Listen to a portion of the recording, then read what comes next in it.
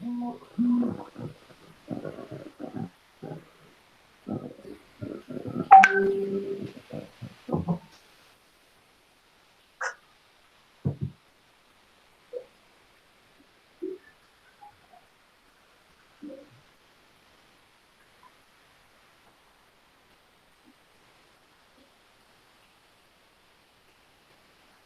teman-teman?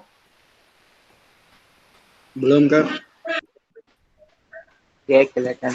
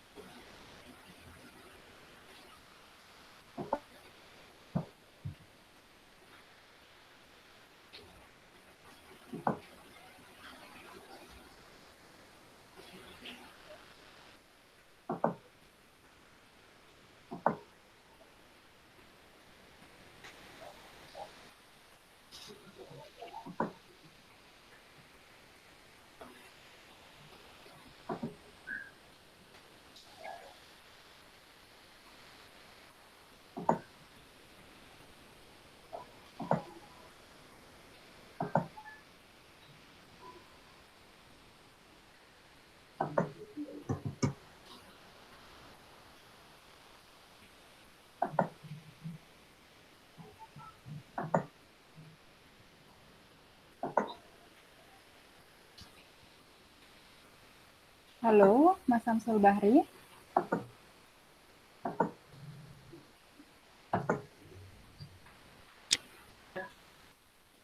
Oh, oke, baik.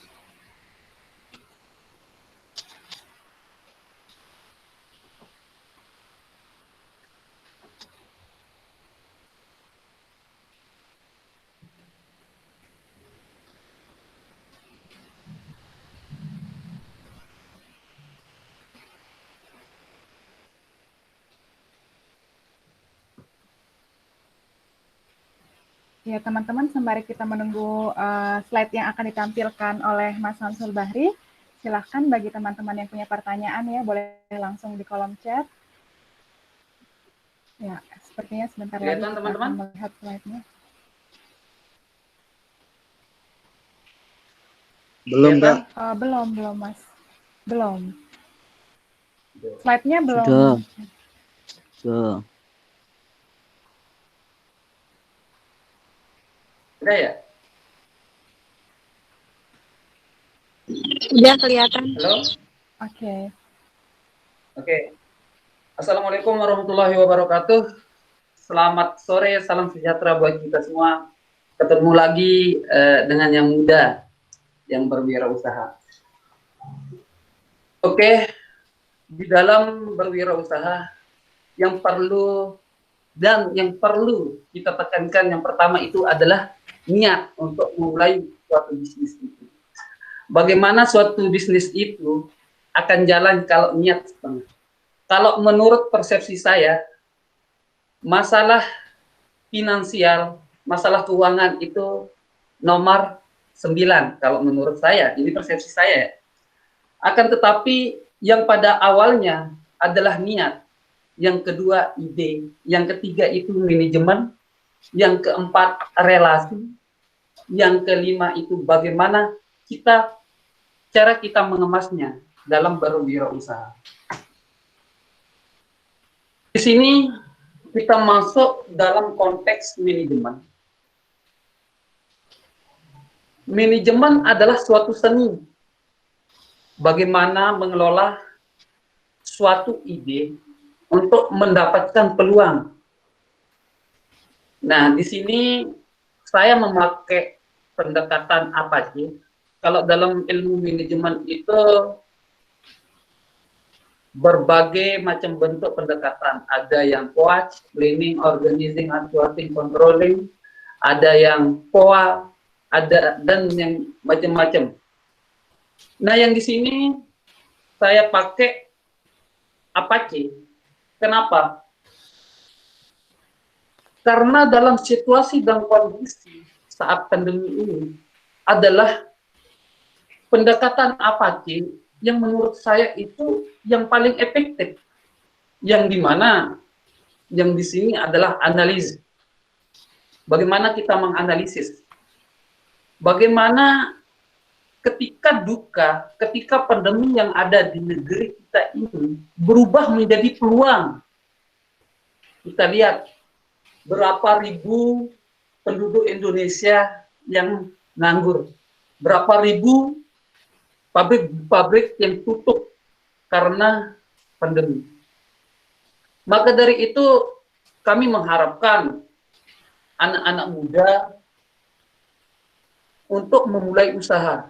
Karena kalau menurut David Miklan itu, suatu negara atau daerah itu baru akan makmur apabila memiliki wirausaha itu sedikitnya 2% dari jumlah penduduk.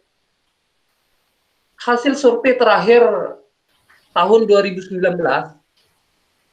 wirausaha yang ada di Indonesia baru mencapai 1,69% dari penduduk Indonesia.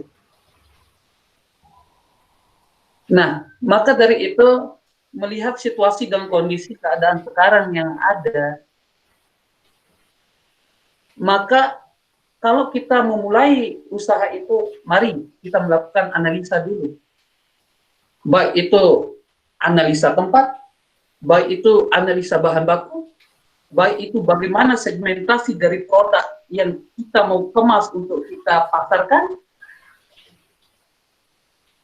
Selanjutnya, setelah kita analisis di sana, kita planning, atau perencanaan.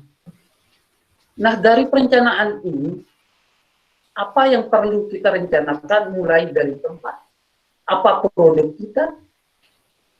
Bagaimana segmentasi untuk pemasaran kita? Selanjutnya, actuating. Bagaimana pelaksanaan dari perencanaan dan analisis yang sudah kita targetkan. Dan yang selanjutnya, controlling.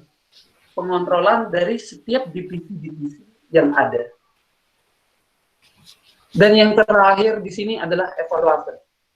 Atau evaluasi dalam rangka bagaimana kiprah kita untuk terus melengkapi atau memperbaiki produk-produk kita. Yang selanjutnya, langkah-langkah dalam berwirausaha dalam situasi dan kondisi saat ini. Yang pertama itu setelah rencana, setelah pelaksanaan atau segala macam, perlu kita melakukan visi dan misi. Apa sih visi atau target kita untuk atau goal yang perlu kita dapatkan? Visi dan misi ini sangat diperlukan agar produk atau usaha kita tidak secepatnya dalam gulung tikar. Kita lihat beberapa perusahaan sudah mulai gulung tikar. Kayak kemarin gerbang NTB yang dipelopori oleh Fahri Hamzah itu gulung tikar. Selanjutnya tujuan. Tujuan di sini, tujuan kita berwirausaha itu apa sih? Apakah kita mau untuk menguntungkan diri sendiri, menguntungkan orang lain, atau bagaimana produk kita laku di pasaran dan diterima oleh konsumen. Nah, yang paling penting di sini adalah deskripsi produk. Karena deskripsi produk ini untuk membrandingkan produk ini. Misalkan contoh dalam salah satu usaha saya, yaitu produk dari Pawon Sasak Pastura. Sub dari CP Sasak Pastura itu adalah Pawon Sasak. Salah satu produknya adalah sambal bawang. Kita deskripsikan. Sambal bawang adalah suatu produk khas Sasak yang dikemas dan rasanya gimana gitu. Nah, itu contoh kecil untuk branding, untuk deskripsi produk. Bagaimana deskripsi produk ini kita branding supaya kedepannya bisa bukan laku di pasaran domestik aja, akan tetapi laku di pasaran internasional. Selanjutnya yang di sini adalah rencana pengembangan usaha. Yang pertama itu rencana pengembangan tempat usaha. Rencana pengembangan tempat usaha ini ada 3 macam, jangka pendek, menengah, panjang. Nah, perlu sebelum kita mulai usaha itu, perlulah kita bermimpi setinggi langit. Kalau kita jatuh, jatuh bersama para bintang. Yang selanjutnya rencana penambahan volume produksi. Rencana penambahan volume produksi ini kita masukkan mungkin ke rencana jangka menengah, karena kalau kita masukkan ke rencana jangka pendek itu nanti takutnya produk yang kita hasilkan itu tidak maksimal. Yang ketiga, rencana perluasan pasar, baik yang domestik maupun yang internasional. Yang keempat, rencana pengembangan tenaga kerja atau karyawan. Rencana pengembangan tenaga kerja atau karyawan ini kita perlu, yang pertama itu dalam segi, yang pertama itu dalam segi SDM. Kita perlu pelatihan-pelatihan bagaimana karyawan kita itu bisa kesetaraan pengetahuannya. Misalkan kita pakai teman-teman yang spesifikasinya bukan di bidang montir. Misalkan kita buka bisnis otomotif. Ini teman kita ini SMA. Kita bisa melakukan pelatihan, kita datangkan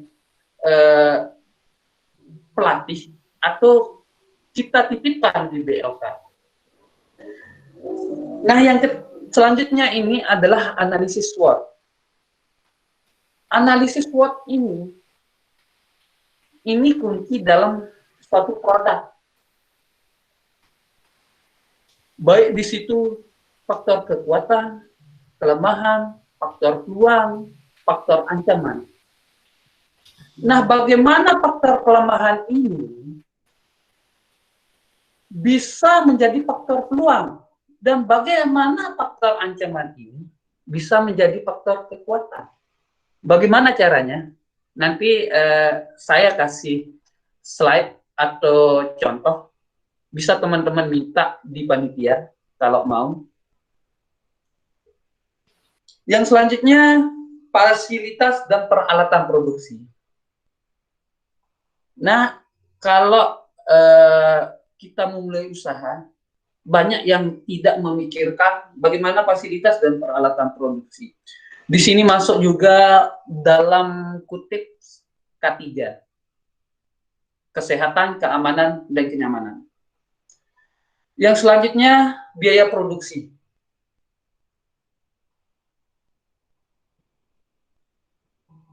Mengenai biaya produksi ini, seringkali terjadi kesalahpahaman. Seringkali kita melakukan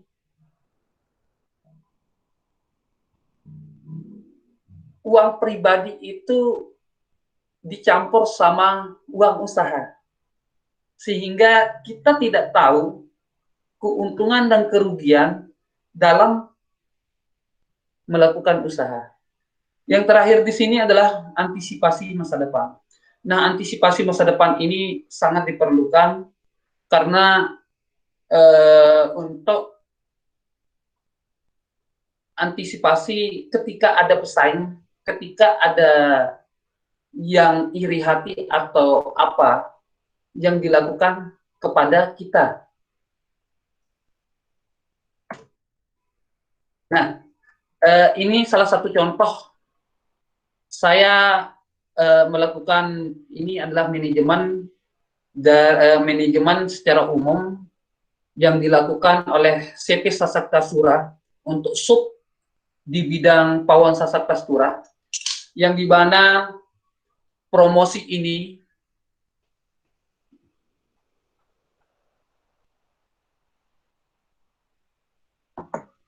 yang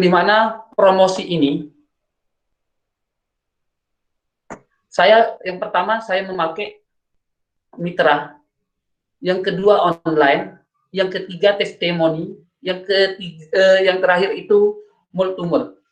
Kenapa saya pakai ini?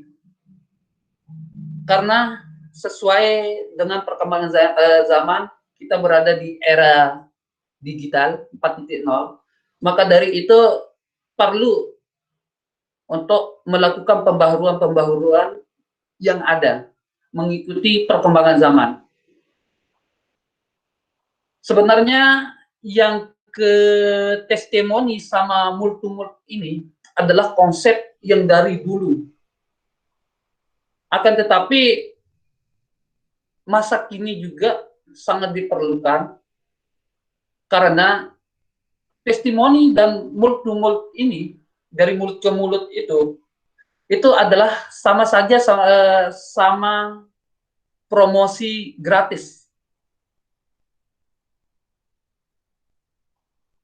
Nah, yang selanjutnya, untuk target dari produk Pawon Sasaktasura sendiri, yang di sini ada instansi, yang selanjutnya hotel, homestay, masyarakat, dan wisatawan. Wisatawan baik itu logistik, domestik maupun mancanegara.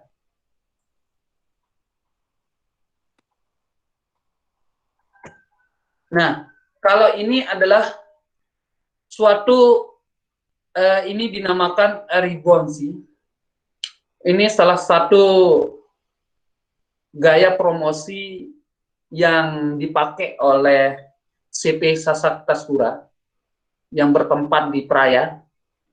Yang pertama sendiri di sini untuk produknya, yang pertama kita pakai ribonsi partner. Nah, yang di sini partner-partner kita ada travel. Begitu wisatawan yang melakukan kunjungan ke Lombok pada khususnya dan NTB pada umumnya, pasti akan dibawa ke Pawon Sasak. Dan ini dilakukan mulai dari tahun 2018. Yang selanjutnya, ketika ada wisatawan yang pergi mencari oleh-oleh, pasti akan direkomendasikan untuk ke sini. Dan begitu pula dengan penginapan atau homestay atau travel. Nah, yang di sini bagaimana kita memanage manajemen yang ada supaya bernilai lebih. Keuntungan kemana? Yang paling untung di sini adalah Pawon Sasaktasura. Karena apa? Ketiga-tiganya wajib merekomendasikan ke sini dan wajib tamunya datang.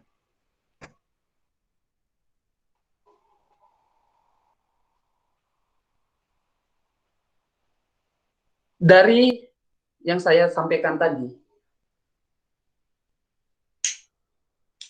kita perlu di masa krisis ini bagaimana kita mengemas situasi dan kondisi yang ada. Kita hanya perlu mengenali siapa diri kita, siapa sih saya. apakah saya harus menjadi PNS baru bisa menikmati kesuksesan? Saya rasa tidak. Apakah saya harus menjadi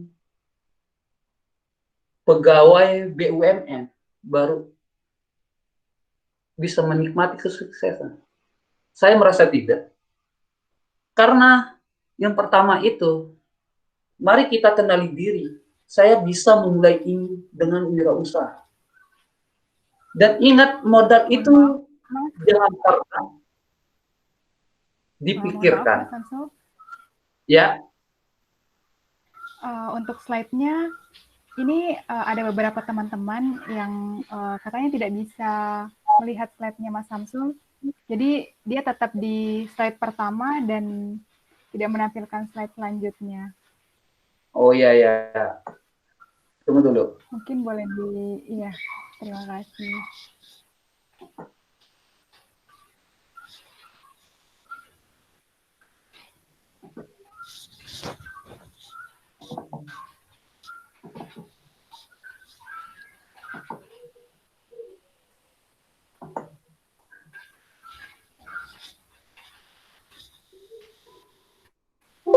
Bagi teman-teman yang sudah punya pertanyaan, silahkan disampaikan di kolom chat.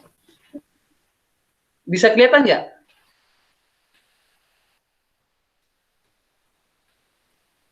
Untuk saat ini Belum. belum, Mas. Oh, belum ya? Ya.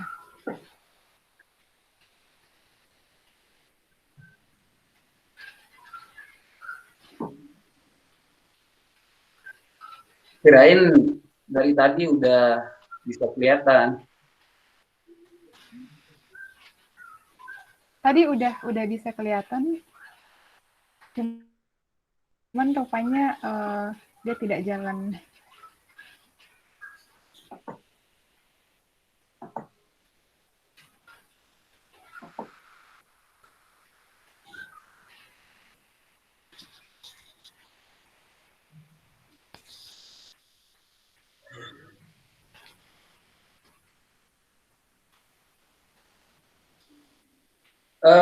Nanti Kak, saya kirimkan beberapa tulisan iseng saya, semoga bisa bermanfaat, dan beberapa tulisan waktu saya mengikuti pemilihan wirausaha muda sama yang di tingkat nasional, dan beberapa referensi yang saya kutip. Kalau teman-teman berminat, nanti minta di panitia ya. Wah, menarik sekali. Oke, baik. Nanti akan kami sampaikan ke teman-teman peserta. Terima kasih banyak, Mas. Udah kelihatan nggak? Udah, tapi ini belum terbuka. Filenya belum terbuka, jadi kita belum lihat slide-nya. Nanti juga saya kirimkan untuk slide-nya ya. Baik.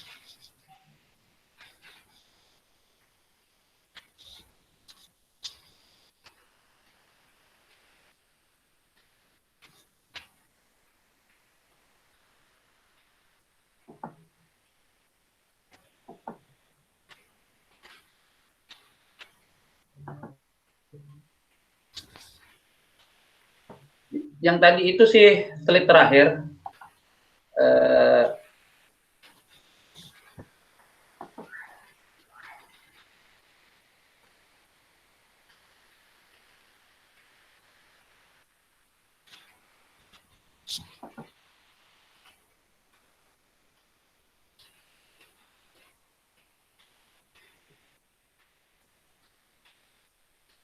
Atau mungkin untuk mengefisienkan waktu bisa kita lanjut saja, Mas. Nanti untuk slide-nya boleh dikirim ke kami dan juga kita bagikan ke teman-teman peserta. Oh siap. Siap.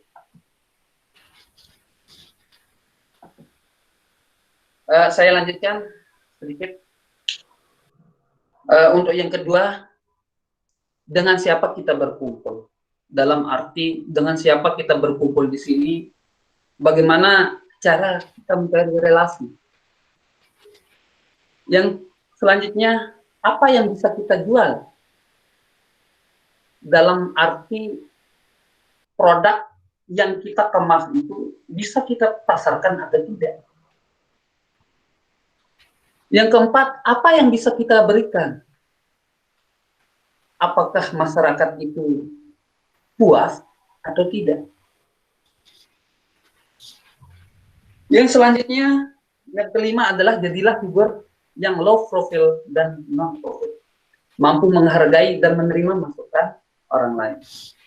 Jadinya kalau kita sudah memulai terjun di dunia usaha, kita harus siap fisik, siap mental, siap nurani dan rohani. Yang selanjutnya adalah jadilah wirausaha muda sebagai agent of change and social of control. Pemuda itu sebagai agen perubahan dan social of control. Bagaimana maksudnya? Bagaimana kita bisa mengurangi dari pengangguran yang ada. Kita bisa merangkul teman-teman di sekitaran kita, baru ke lingkungan yang lain. Yang terakhir adalah nikmatilah berwirausaha dengan hati, hiduplah dengan belajar dan terus belajar.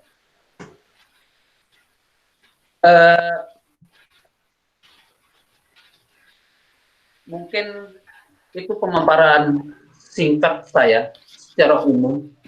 Adapun beberapa usaha yang kalau kita lihat dalam situasi dan kondisi pandemi ini banyak sekali. Kalau kita menginginkan peluang yang ada di pasar, yang pertama itu misalkan kalau kita di segi lingkungan, kita bisa mengolah sampah menjadi produk yang sangat berguna. Contohnya papir blok. Ini dari sampah plastik.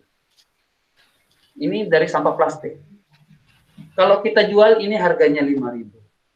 Mungkin ada beberapa teman yang saya lihat pernah di satu kegiatan dan pernah juga mengikuti acara lain. Saya lihat ada beberapa teman.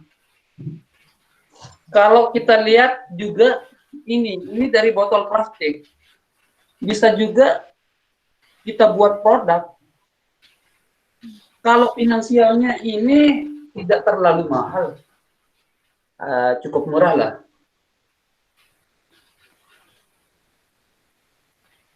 Kalau di bidang industri pangan, bisa saja kita membuat produk untuk mendukung MotoGP yang sebentar lagi. Bukan hanya ramai di Lombok, akan tetapi menurut survei kemarin akan ramai di 34 provinsi. Seluruh Indonesia akan ramai dengan adanya MotoGP ini. Bagaimana caranya kita mengemas suatu produk ini untuk kita pasarkan? Kalau di bidang konveksi itu bisa saja kita buat baju oleh-oleh. Apa sih khasnya dari Indonesia ini? Misalkan Lombok, apa khasnya? Misalkan kayak Jogja, apa khasnya? Sulawesi, apa khasnya? Kalau pengalaman saya waktu di PMMD, kan diwajibkan untuk keliling di seluruh Indonesia. Dari sana saya mengambil pengalaman bagaimana caranya saya mengemas. Ini loh, saya pergi itu gratis, akan tetapi bagaimana caranya saya mendapatkan relasi itu sehingga untuk sekarang alhamdulillah bisa terjawab semua impian dan cita-cita saya, walaupun belum sempurna, karena sesungguhnya yang sempurna itu adalah rokok. Yang sempurna adalah rokok. Mungkin sekian dari saya. Kalau ada teman-teman yang mau bertanya atau berdiskusi, saya serahkan ke moderator. Oke, baik. Terima kasih banyak untuk Mas Samsul. Kita berikan applause ya, ini kalau misalkan kita nggak virtual ini kita udah applause banyak banget nih. Suara gemuruh applause. Terima kasih banyak untuk Mas Samsul untuk pemaparan materinya mengenai memulai bisnis di masa krisis, di masa pandemi ini, dan memberikan kita gambaran-gambaran peluang, khususnya melihat bahwasannya Indonesia nanti akan mengadakan MotoGP gitu ya, khususnya di Mandalika, di Provinsi NTB, betul ya Mas ya? Ya, NTB. Iya, jadi teman-teman bisa nih mulai dari sekarang udah nyicil ide-ide seperti itu, atau mungkin ada idenya tapi masih banyak pertanyaan-pertanyaan, ketakutan-ketakutan, kekhawatiran. Nah, saatnya sekarang teman-teman mengubah ketakutan dan kekhawatiran itu menjadi pertanyaan dan juga nantinya direalisasikan menjadi aksi. Jadi kita langsung saja ya Mas, nanti saya bacakan pertanyaannya, kemudian langsung dijawab. Kalau ada waktu kita sambung lagi, demikian seterusnya. Siap. Baik, di sini sudah ada pertanyaan yang pertama dari, seperti ini juga dari Lombok ini, Mbak Baik Rahmaniati. Selamat sore ya Mbak Baik, terima kasih atas pertanyaannya. Ini pertanyaan beliau yaitu gini Mas, usaha-usaha sudah dilakukan dengan memposting barang-barang di Facebook dan juga WA ataupun Instagram. Akan tetapi problemnya nih Mas, belum ada yang minat. Nah, mungkin Masnya boleh tolong kasih tips mengenai menjadi pengusaha, gimana sih tetap optimis dan juga pemasarannya, mungkin apa aja tips-tipsnya. Khususnya bagi Mbaknya ini yang menganggap dirinya bahwa seorang pemula dalam berbisnis. Nah, saya persilahkan kepada Mas Samsul untuk menjawab pertanyaan Mbak Baik Rahmaniati. Oh, terima kasih Mbak Baik Rahmaniati ya. Iya, Kalau boleh tahu usahanya apa dulu, biar nanti bisalah kita mengasih solusi. Nah, boleh tuh Mbak Baik, silahkan disampaikan usahanya food and beverage. Assalamualaikum warahmatullahi wabarakatuh. Atau mungkin Seperti gamis, tas, sepatu, jilbab, dan lain-lainnya. Oke, terima kasih. Berarti fashion ya, Mas ya? Konveksi. Fashion. Ya. Fashion. Oke. Brand bos. Oke, saya bisa jawab. Tadi saya sudah paparkan berbagai macam untuk marketing, baik itu marketing atau bagaimana konsepsi, bagaimana kita mengonsepkan suatu manajemen atau master plan yang perlu kita action atau kita laksanakan. Yang di sini yang ditanyakan adalah mengenai marketing di bidang konveksi atau fashion. Jadi untuk marketing sendiri yang dilakukan baru menggunakan satu model, yaitu online, baik itu Instagram, WA, Telegram, atau lainnya. Yang pertama itu, kalau kita posting di online, lihatlah waktu di mana waktu orang istirahat. Misalkan pagi, wajib orang membuka HP. Yang kedua, bagaimana deskripsi produk kita itu untuk kita brandingkan. Yang ketiga, jangan pernah posting posting beruntun. Seringkali saya lihat juga di Instagram ataupun di WA atau di Facebook, seringkali kalau posting itu sampai 10, 15, 20, biar konsumen itu tidak merasa bosan. Misalkan posting 3 sampai 4 model dengan satu warna. Ini seringkali kalau posting itu sampai semuanya diposting. Satu model cuma lain warna. Misalkan 10 warna kali 4 model, 40 yang diposting. Nah, sehingga itu kalau kita lihat cuma angin berlalu dibuka, kita bosan, ini aja yang kita lihat. Yang selanjutnya, untuk mengemas itu, kita mencari siapa sih yang paling terkenal. Misalkan, kalau baik Rahmaniati ini Lombok ya, Lombok mana? Lombok Timur. Oh, Lombok Timur. Nah, kalau kita posting, daerah mana sih yang paling terkenal di Lombok Timur? Misalkan di Sembalun. Di Sembalun. Nah, misalkan di Sembalun atau Rinjani. Nah, waktu ada teman yang ke sana, paling tidak kita endorse lah, atau kita sendiri yang pergi ke sana. Sedikit tidak, kalau konsumen itu pasti akan tertarik. Dan ingat, jangan terlalu banyak posting.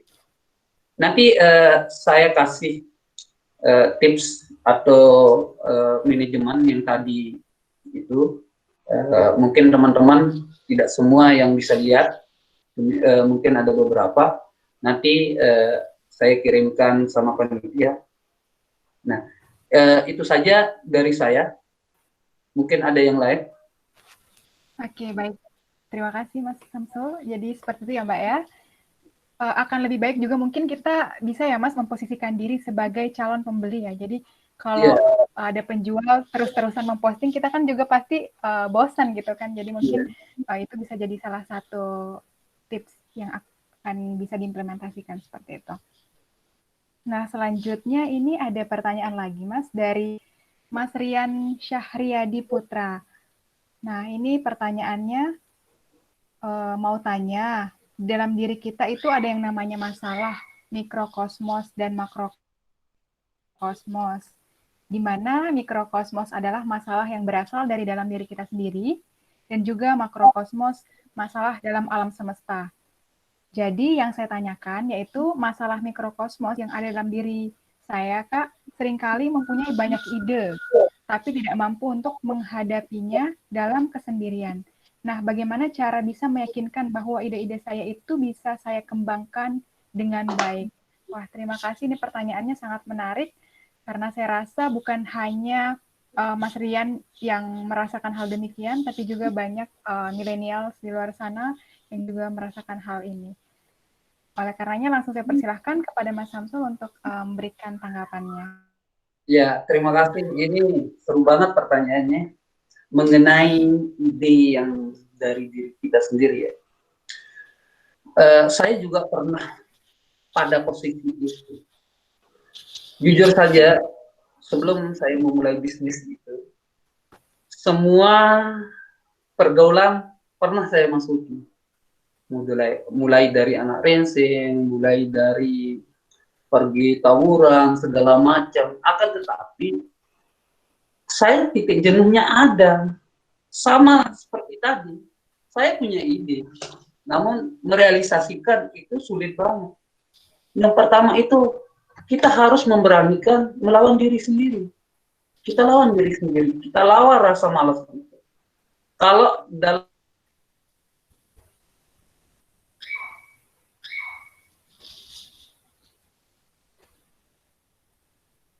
mungkin dalam bahasa milenial itu, kalau dalam bahasa milenial itu, bagaimana caranya kita revolusi diri, membentuk diri menjadi diri, kayak transformer, membentuk diri kita sudah ada ini, namun tidak bisa keluar dari zona nyaman itu. Bagaimana caranya kita melawan dari itu? Yang pertama. Yang selanjutnya, mulailah bergaul sama orang-orang yang sukses. Kayak misalkan ide kita berwirausaha, kita sharing-sharing lah sama teman-teman itu, supaya kita termotivasi. Ada dua hal yang ada di sana. Yang pertama, motivasi. Yang kedua, ada rasa minder. Akan tetapi itu bisa sebagai tips untuk keluar dari zona nyaman ini. Misalkan sekarang kita udah susun skripsi. Namun di benak kita banyak sekali yang pemikirannya, oh setelah saya wisuda saya jadi mau jadi PNS. Akan tetapi setelah tes PNS, realita yang terjadi saat ini, setelah ya di sana sudah ada ide untuk berwirausaha. Akan tetapi karena ada teman yang ikut tes PNS, saya ikutlah tes PNS. Berarti kita belum keluar zona nyaman ini loh. Setelah nggak lulus, mikir lagi, saya mau jadi apa? Belum berani melawan diri sendiri. Kita masih di posisi yang sama. Dari sana,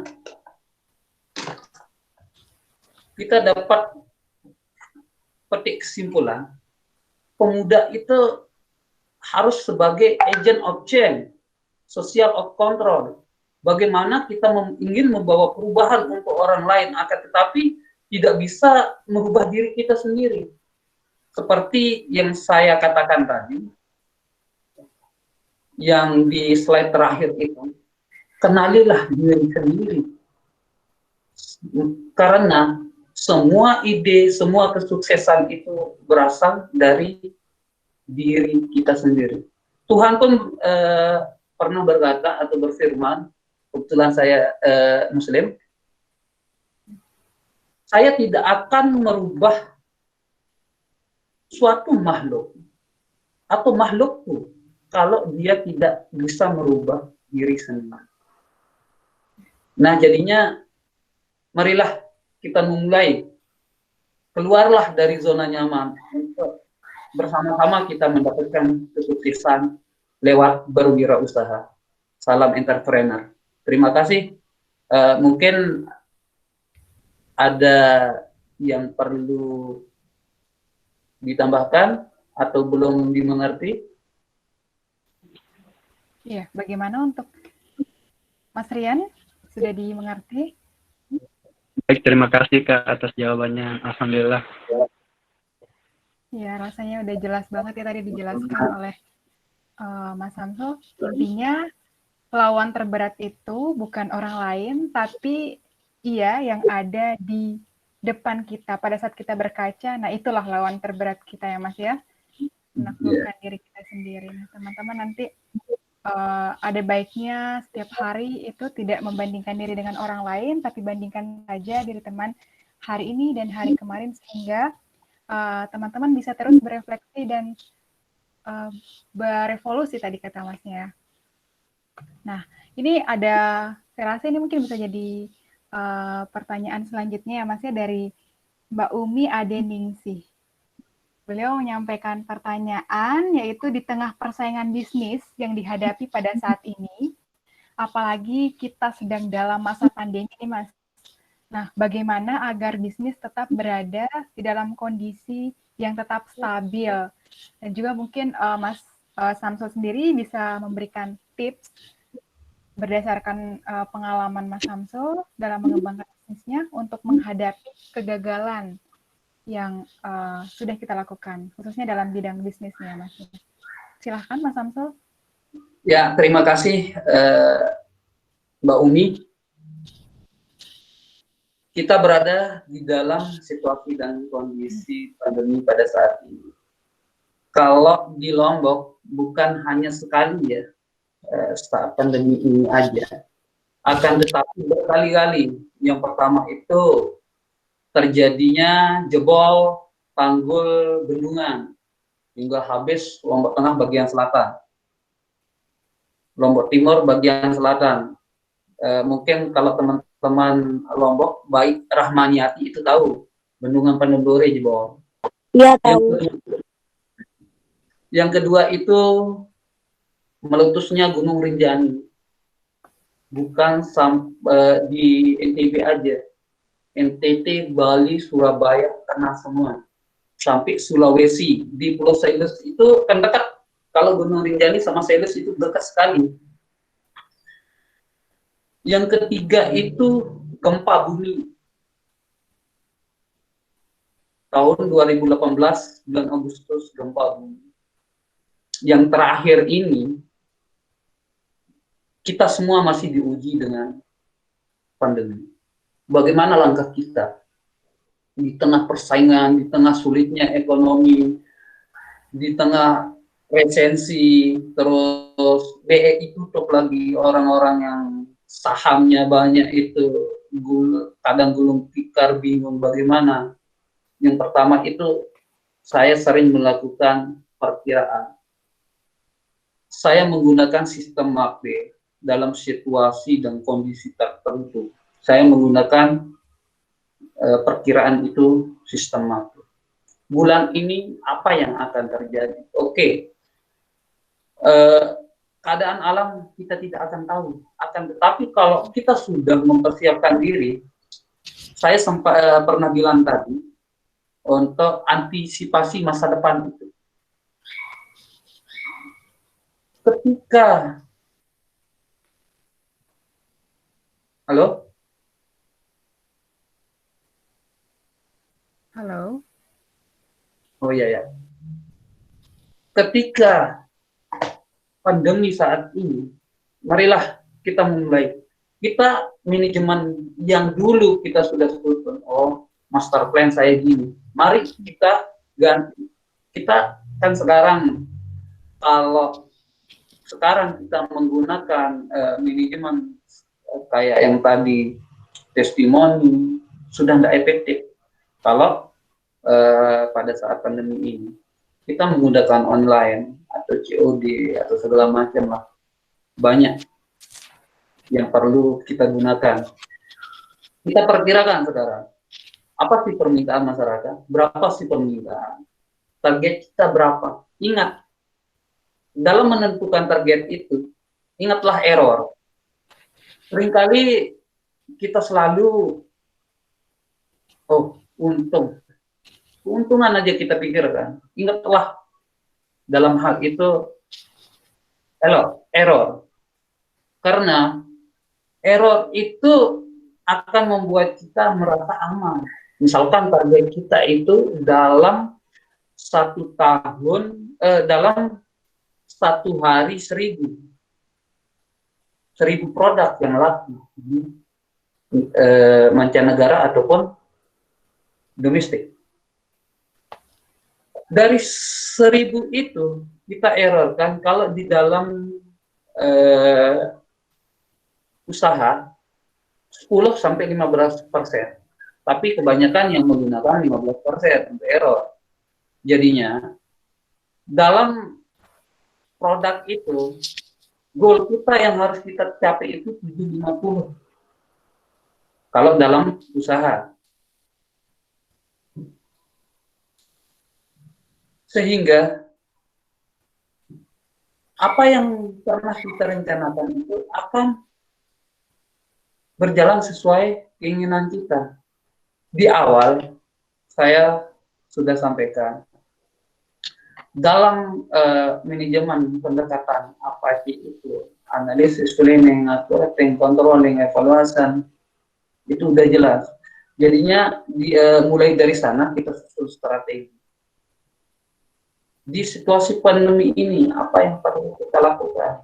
Marketing apa? Analisis kita bagaimana dalam situasi dan kondisi saat ini? Apa rencana kita? Mungkin kayak saya lihat di Shopee itu berbagai marketing, kayak di Lazada. Mungkin kita bisa misalkan dalam beruntun membeli produk selama 3 hari berturut-turut, kita akan mendapatkan dosa 50.000. Tapi kita sudah intimasi biaya itu. Misalkan produk kita itu harganya 90.000 per 1 produk. Kita sudah menaikkan 10 menjadi 100.000 per produk. 100.000, 100.000, 100.000. Dalam 3 hari bisa kita malah tidak rugi, tapi di sana ada keuntungan yang akan kita peroleh. Mungkin itu Pak. Oke, untuk Mbak Umi, bagaimana Mbak? Sudah jelas ya? Atau mungkin ada yang mau ditanyakan? Sudah, Kak. Oke, baik. Kasih. Terima kasih. Oke, saya ingatkan ya kepada teman-teman semua, sebelum kita lanjut ke mungkin 2-3 pertanyaan terakhir, saya minta untuk teman-teman semua silahkan untuk mengecek room chat kami. Di situ ada absensi, silahkan diisi, dan di situ juga ada sertifikat untuk teman-teman semua. Dan ini sifatnya terbatas ya teman-teman, hanya bisa diakses dalam kurang lebih sampai 6-7 jam ke depan seperti itu. Jadi silahkan nanti diakses. Nah, kita lanjut ke pertanyaan selanjutnya nih Mas. Banyak yang nanya Mas, seru. Karena berbicara mengenai bisnis, siapa sih yang nggak mau gitu kan, namanya anak muda, yang nggak mau mandiri secara finansial dan juga memberikan dampak untuk ekonomi keluarga dan juga masyarakat di sekitarnya. Nah, ini ada pertanyaan Mas. Katanya saya sering mendengar istilah reseller dan dropshipper. Nah, serta plus affiliate. Nah, boleh mungkin Mas sedikit nih penjelasan tentang hal ini. Bagaimana manajemen bisnis yang berkaitan dengan hal-hal tersebut. Nah, mungkin Masnya boleh menjelaskan. Kita kan familiar ya dengan istilah-istilah ini. Yeah. Silahkan Mas. Jadinya gini, kalau Mas Sarah itu sering jadi perdebatan sebenarnya. Sampai yang kemarin, kalau masalah manajemen marketing ini, sampai ya saya sering-sering sih ini, sampai sempat mendapatkan kartu kuning di universitas. Ya, mendapatkan kartu kuning karena terjadi, kan saya idealis banget, karena saya juga kalau diskusi di luar sana, saya kalau diskusi itu bagaimana berdasarkan pengalaman saya. Nah, teori itu timbul karena keadaan atau pengetahuan yang didapatkan dari masa lalu. Misalkan teori 2016, itu kan penelitian terjadi tahun 2016. Akan tetapi berbeda dengan teori yang sekarang, yang 2020. 2016 itu tidak terjadi pandemi corona. Sedangkan 2020 apa yang terjadi? Pandemi corona. Nah, di dalam yang ditanyakan tadi masalah reseller segala macam. Contohnya saya ini, produksi sambal bawang.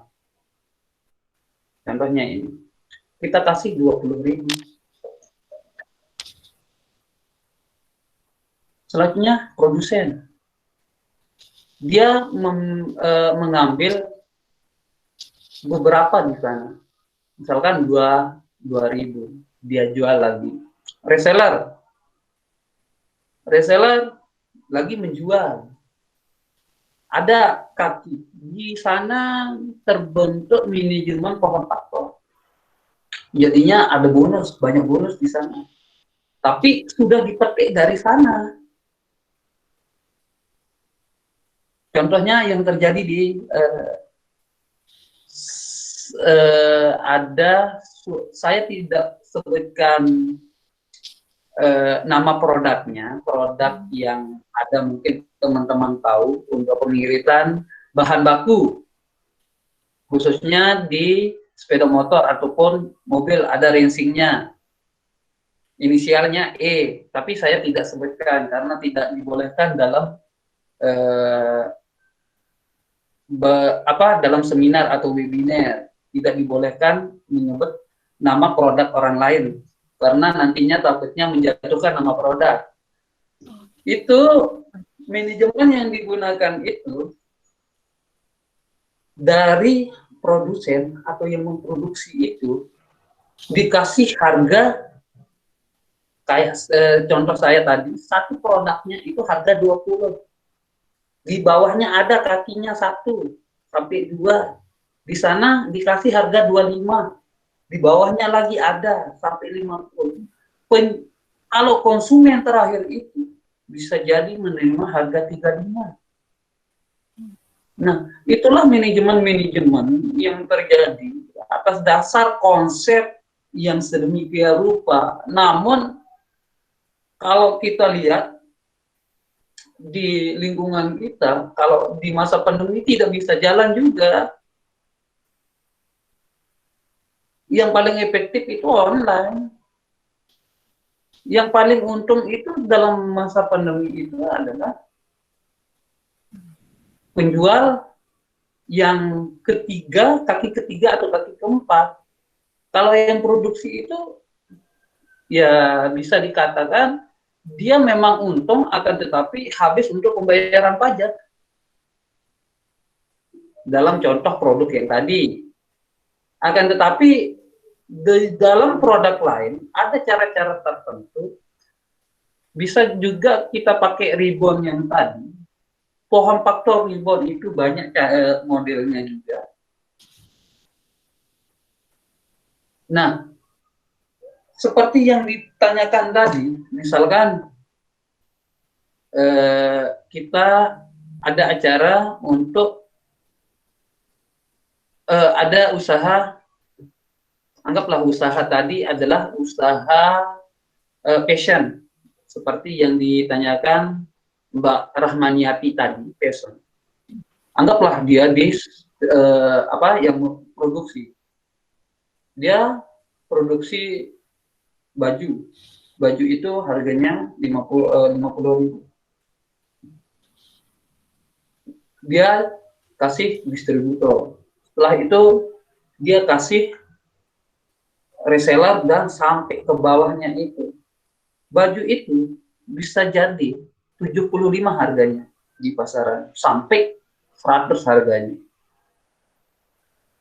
Kalau fashion itu keuntungannya itu bisa jadi antara 50 sampai 75. Kalau fashion di dunia fashion. Gimana Mbak Rahmaniati? Apakah keuntungan 50 sampai 75 di dunia fashion? 15.000. Nah, itu kan 15.000 keuntungannya. Bisa jadi modalnya hanya 50. Kalau kita intimasi di dalam persentasi, itu sudah mencapai 50 sampai 75. Kalau di dunia fashion. Mungkin itu Mbak Umi ya. Oke, terima kasih Mas Samsul atas penjelasannya. Ini satu pertanyaan terakhir banget nih Mas. Sebelum kita nanti menyampaikan siapa sih yang berhak mendapatkan door prize-nya. Tadi kan Mas Samsul menyampaikan bahwasanya sebagai seorang pemuda itu kan milenial, kita sebagai pengusaha juga harus bisa menjadi pengusaha yang agent of change gitu kan. Jadi tidak sekedar memperkaya diri, tetapi juga ada hal-hal lain yang perlu kita pertimbangkan seperti itu. Nah, sebagai pemuda juga nih Mas, yang sudah sangat berpengalaman di bidang bisnis, nilai-nilai apa sih Mas yang mungkin bisa Mas Samsul bagikan kepada kami-kami semua ini, atau teman-teman yang pengen juga mendengar cerita inspirasi dari Mas Samsul, nilai-nilai apa sih Mas yang dipegang oleh Mas Samsul, agar senantiasa bisnisnya itu juga bisa mencerminkan bisnis yang dijalankan oleh pemuda sebagai agent of change, seperti itu. Terima kasih. Ya, terima kasih. Silakan Mas Samsul. Yang pertama itu adalah komitmen. Seperti yang ada di dalam visi misi, sempat juga saya sampaikan tadi, visi misi. Apa sih visi misi dan tujuan kita? Kalau memang tujuan kita itu untuk mengurangi pengangguran, marilah kita rangkul teman-teman yang ada di sekitar. Yang selanjutnya, jangan lupa untuk bersedekah. Walaupun dalam konteks Islam atau Muslim atau non-Muslim, itu kita sama ratakan. Karena sejatinya kita hidup di Indonesia adalah keanekaragaman budaya, mulai suku, bangsa, ras, dan yang lainnya. Yang selanjutnya adalah jangan pelit untuk melakukan hal-hal positif. Jangan pernah enggan untuk memberikan ide-ide kepada teman yang membutuhkan. Jangan merasa diri tinggi. Teruslah belajar, belajar, dan belajar. Dan ingat, kita harus berkontribusi untuk negara. Ingat, bayar pajak tepat pada waktunya. Itu saja, Mbak. Ya, terima kasih banyak ya Mas. Ini sangat menginspirasi, ini nilai-nilai yang penting ya teman-teman bagi kita untuk diperhatikan. Jadi jangan sampai kita membangun bisnis atau memulai bisnis tapi tidak mementingkan atau tidak memikirkan masyarakat atau lingkungan, bahkan ya Mas, karena sekarang juga banyak bisnis-bisnis ataupun perusahaan yang tidak lagi memperhatikan undang-undang ataupun alam kita seperti itu. Jadi itu menjadi tanggung jawab kita bersama sebagai seorang pemuda. Kita pemuda dan kita bisa berbisnis dengan cara yang berbeda ya teman-teman. Yes, yeah. Nah, teman-teman, sepertinya kita sudah harus menentukan ini siapa yang akan menjadi pemenang door prize-nya untuk sore hari ini. Sebelum kita tutup, ya. Ini kita ada, ini bukan berarti kalau teman-teman nggak menang door prize berarti tidak semangat gitu ya, atau mungkin pertanyaannya kurang baik gitu ya, tapi kita hanya ingin teman-teman semua supaya lebih semangat lagi untuk terus belajar, khususnya bisnis. Nah, di sini kita lihat pemenangnya adalah, ya, di sini ada tim ya, tim yang menilai seperti itu. Jadi ini bukan dari saya, teman-teman. Ada tim khusus yang menilai dari YSC sendiri. Nah, ya. Pemenangnya yaitu, bismillahirrahmanirrahim, selamat kepada Mbak Baik Rahmaniati dari Lombok Timur ya Mbak tadi ya? Oke, Iya, selamat ya Mbak. Terima kasih. Nah, untuk Mbak Rahmaniati, nanti saya minta tolong silahkan langsung PC dari admin pendaftaran. Ya, nanti silahkan diberitahukan mengenai alamatnya. Nanti Mbak akan mendapatkan salah satu buku, Become a Successful Socio Entrepreneur dari Mbak Angki Yudhistia. Nanti akan dikirimkan langsung kepada Mbak Rahmaniati. Nah, oke, kita lanjutkan ya teman-teman. Sebelum saya beralih lagi ke Mas Samsul, saya ingatkan untuk ayo kita ngisi daftar hadir dan juga silahkan teman-teman mengunduh haknya, sertifikat ya, bisa diunduh di link daftar hadir. Oke, Mas Samsul, boleh nggak nih kita minta nih closing statement dari Mas Samsul nih mengenai diskusi kita pada sore hari ini yang sangat-sangat luar biasa, mind blowing gitu. Silahkan Mas. Ya, saya berharap untuk pemuda ini pesan dari Pak Menteri juga di Kementerian Pemuda dan Olahraga. Saya berharap untuk pemuda Indonesia untuk memulai bisnis kita. Lewat bisnis kita dapat mengurangi pengangguran, kita dapat membantu pemerintah. Saya berharap juga bukan hanya sampai sini silaturahmi kita dapat menjalin silaturahmi di kegiatan lainnya. Semoga pandemi ini juga cepat berakhir. Saya selalu sampaikan, berkarya diawali dari mencoba-coba. Berkarya diawali dari mencoba, tapi jangan pernah mencoba-coba. Mari kita mencoba. Kesuksesan diawali dari usaha. Salam entrepreneur. Wassalamualaikum warahmatullahi wabarakatuh. Namo Buddhaya. Waalaikumsalam warahmatullahi wabarakatuh. Ya, kita tepuk tangan untuk Mas Samsul, teman-teman. Tepuk tangan virtual nih, terima kasih banyak sekali lagi kepada Mas Samsul dan juga teman-teman semua yang sudah semangat untuk mengikuti webinar kita pada sore hari ini, mulai dari awal sampai akhir.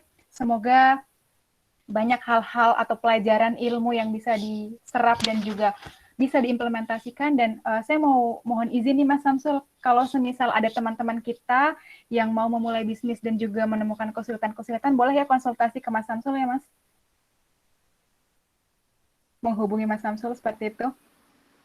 Boleh banget. Saya selalu terbuka. Silahkan teman-teman. Kita juga sharing. Saya juga sering ke... Kalau boleh tahu, Mas, mungkin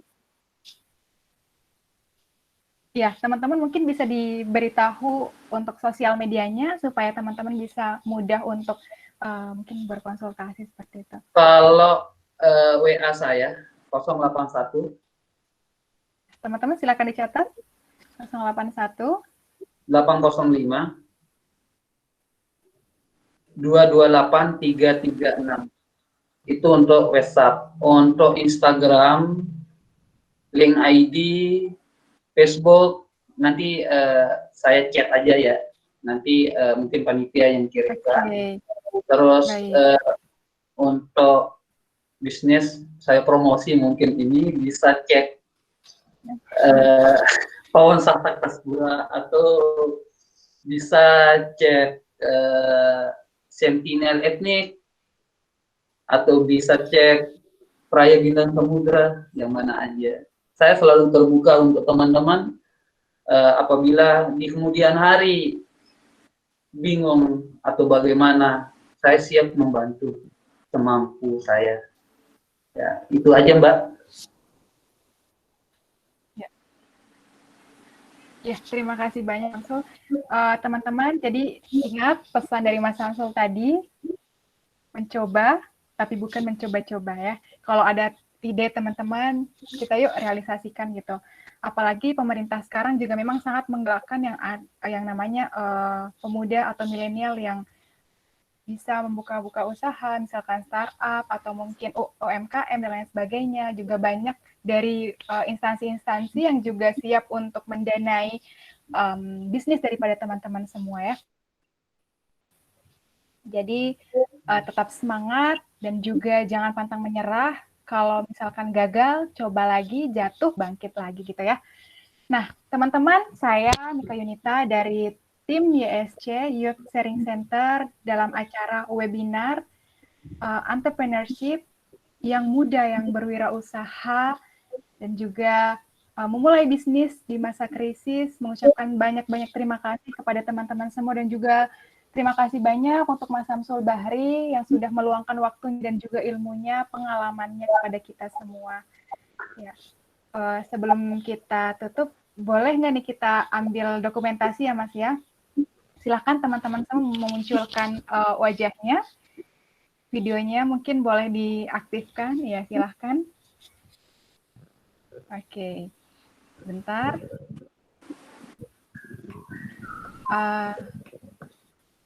Mbak operator mungkin boleh dibantu untuk foto sessionnya ya Mbak ya. Baik. Oke, yang lain udah. Kita menghitung 1-5 ya. Kalau udah nggak muncul berarti kita langsung aja. 1, 2, 3, 4, 5. Oke. Ya, udah saya. Semua mungkin boleh senyum. 1, 2, 3. Oke. Sekali lagi. 1, 2, 3. Ya. Oke, terima kasih banyak untuk teman-teman semua. Sekali lagi, mohon maaf kalau ada salah ataupun kekurangan. Nanti untuk filenya dan juga tadi apa yang disampaikan, dijanjikan sama Mas Samsul akan kita share insya Allah cepatnya di grup teman-teman. Jadi jangan live grup dulu, teman-teman. Dan juga nomor beliau nanti teman-teman bisa langsung hubungi seperti itu. Oke. Untuk informasi-informasi kegiatan dari YSC selanjutnya bisa teman-teman langsung akses di Instagram YSC yaitu Youth Sharing Center. That's all. Terima kasih. Wassalamualaikum warahmatullahi wabarakatuh. Om Swastiastu, Namo Buddhaya, salam kebajikan. Warahmatullahi wabarakatuh. Semangat selalu. Boleh live ini Kak ya? Boleh, silahkan udah boleh.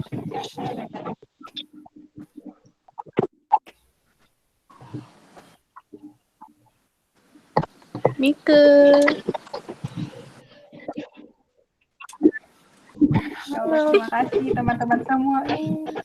Mbak Baik, terima kasih. Mas Yoga, Mbak Ratika Aziza, Mbak Indah Riana, dan semuanya yang nggak bisa kami sebutkan satu persatu. Terima kasih banyak teman-teman.